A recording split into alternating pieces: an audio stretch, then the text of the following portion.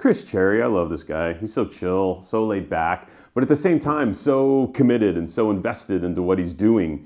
There's this air of like, yeah, whatever, dude. But at the same time, in the back of the head's like, nah, I got this all dialed in. I'm watching. And his wines kind of give you that same mojo.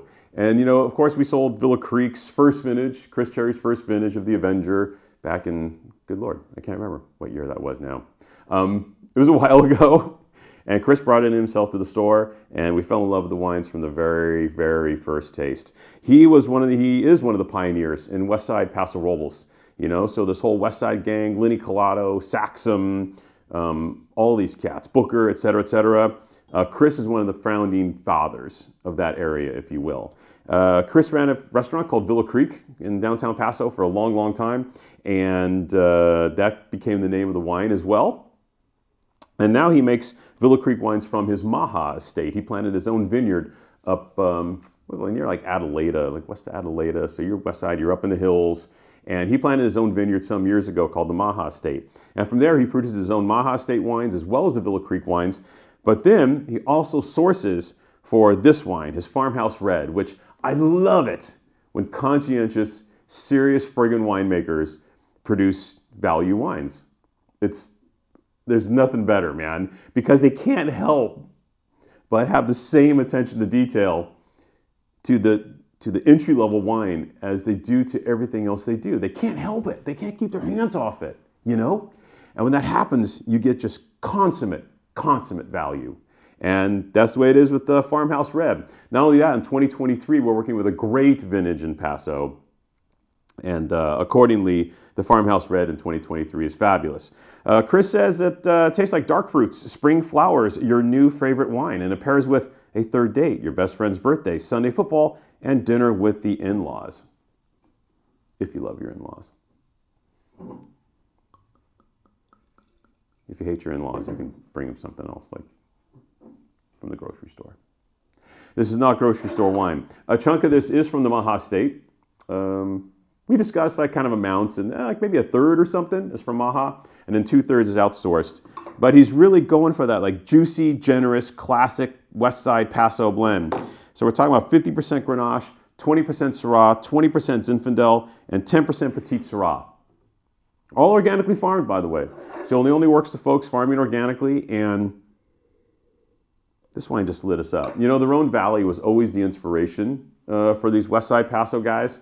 Just the great Rhône Valley wines. They followed, guys like Philippe Camby and Jean-Paul Domaine from Vieille-Julienne, and these guys drink all the legit gear from the Rhône Valley. So that's clearly where the inspiration lies. And I can't think of a juicier, better, like Côte du Rhône style red from this neck of the woods than the 2023 Farmhouse Red. This wine encapsulates kind of what the West Side's trying to do, but definitely more accessible.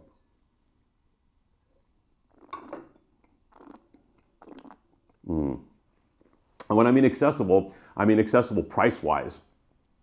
Because a lot of the West Side Paso gear, you're on the mailing lists. A lot of that stuff's $90, $1, $1.25. And to get something from the West Side you can sell for $20.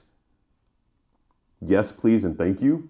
This wine is gorgeous. It is gregarious, juicy, has the Grenache has a wonderful sapidity to it. The Zin kind of brings in that just, boom, berry character. The 10% Petite Sirah provides some huevos. So you get like a Côte du Rhône inspired blend, but it is also distinctly West Side Paso. And that's, I think, what this is all about, right? I think this is why we're doing this. That's the whole point of wines like these. It is, no. I was going to be a little hyperbolic, but